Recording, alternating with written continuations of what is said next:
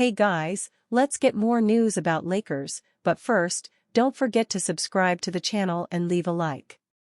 Lakers make roster decision before NBA playoffs.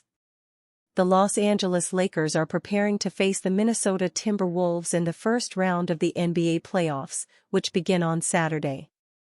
The Lakers finished the season as the number 3 seed in the Western Conference after making a blockbuster midseason trade for Luka Doncic to give LeBron James a new co-star in Los Angeles. As the franchise chases its 18th championship, the first step is a matchup with Anthony Edwards and number 6 Minnesota. Only 15 players can make the final roster for the NBA playoffs, leaving the Lakers to make some difficult decisions amid a looming concern about losing team chemistry in the postseason.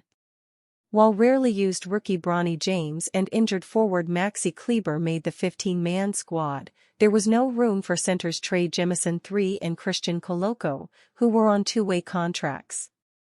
But that wasn't the end of the story for Jemison and Koloko.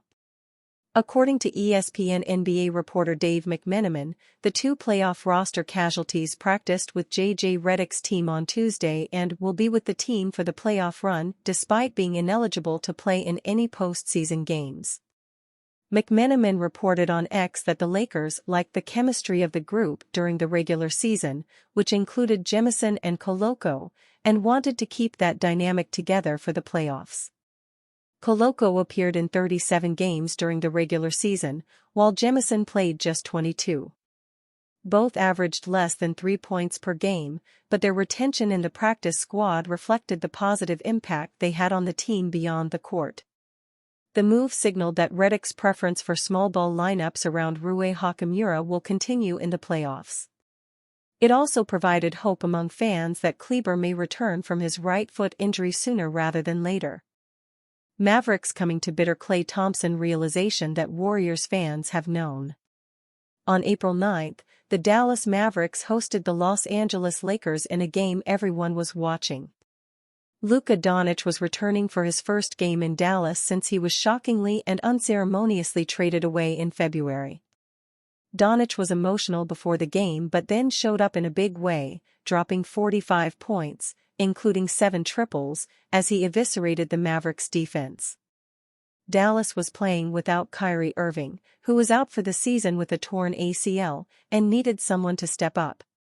Anthony Davis is the centerpiece star, the primary return from the Doncic trade and a top 20 player at worst, but he is not a shot creator. He never has been. He needs to be set up to be maximized on offense. The Lakers swarmed Davis, limiting his shot attempts and not allowing him to get comfortable. The Mavericks needed someone to step up. That someone should have been Klay Thompson, their major offseason acquisition, who was billed as the next star to join Kyrie Irving and Luka Doncic, and propel them back to the NBA Finals. Thompson was not up to the task against the Lakers. He scored just 6 points, shooting 2-for-7 from deep and missing his only 2-point attempt. Najee Marshall took 14 shot attempts, P.J. Washington took 12. Klay could only muster 8 attempts, 6 points, and a single assist. For the season it has been more of the same. Klay is averaging 14 points per game, his lowest since his rookie season by a significant amount. His volume on both 2-point shots and 3-point shots is down, and he is shooting just 44.8% from 2-point range. Now 35 years old, Klay Thompson is losing some of his ability to create his own shot or get free to score inside. He is taking a career-high 63% of his shots from 3-point range. He can't do much of anything else at this point.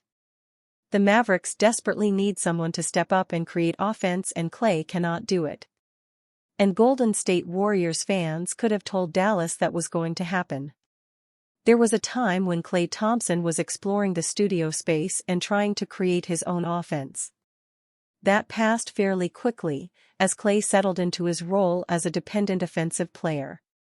And he positively thrived, with over 90% of his 3-pointers and 70% of his 2-pointers assisted, per PBP stats. Warriors fans can tell you the worst moments of the Klay Thompson experience were when he tried to take the ball and do something with it. The worst handful of shots in his shot diet were self-created, and by the end it led to lost games and public benchings. As much as Thompson wants to be able to create like Stephen Curry, he just doesn't have that gift. Klay likely knows this, too. He once scored 60 points, his career high in points, and yet only took 11 dribbles. His best moments come when he allows the ball to come to him and he doesn't try to make something happen. Yet for that to be possible, he has to be playing alongside teammates who can create offense, draw the defense, and then find Thompson with the pass to put him in position to shoot. That was why he was the perfect fit alongside Curry, who drew the offense's attention, and Draymond Green, who could dime him up. That sort of offense is just not present in Dallas, not after Luka Doncic was shipped out of town, and certainly not with Kyrie Irving sidelined due to injury.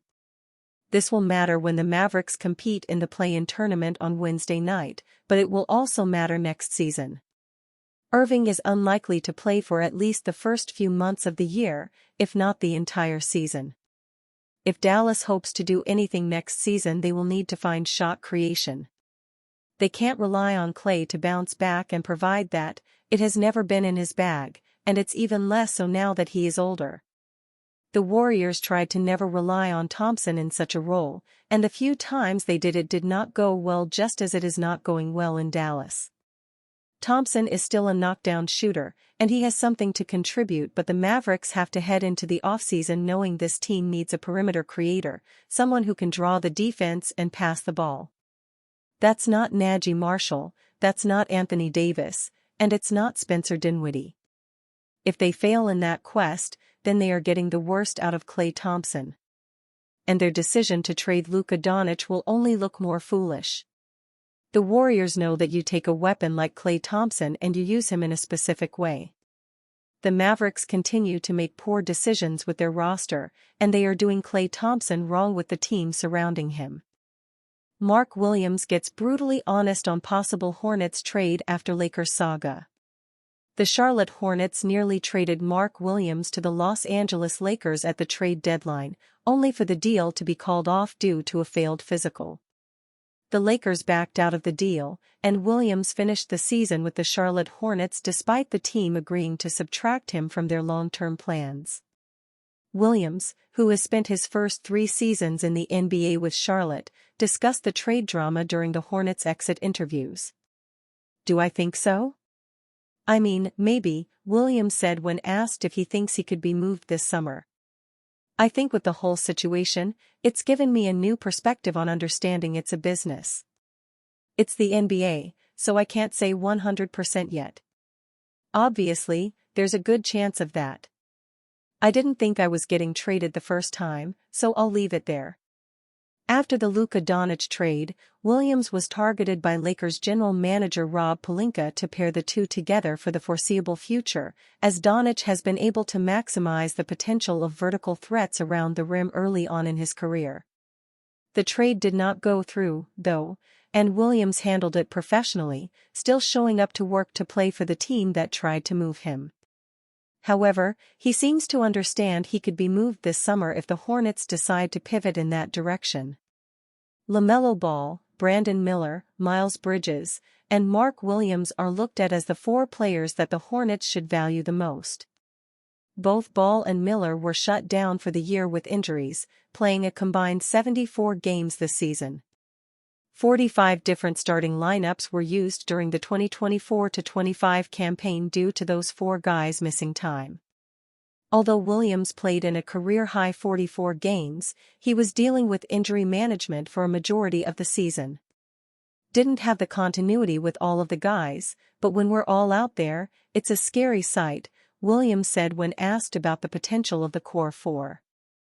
"I think everyone brings something different to the floor. When we're all going, it's special. Anticipating a year of full health for everybody is when we can show that. Time will tell if Williams remains a part of the core, but if he does, the expectations are that they'll be more competitive next season than they were this year." And you, fan? What do you think about Mark Williams' situation? Write to us in the comments.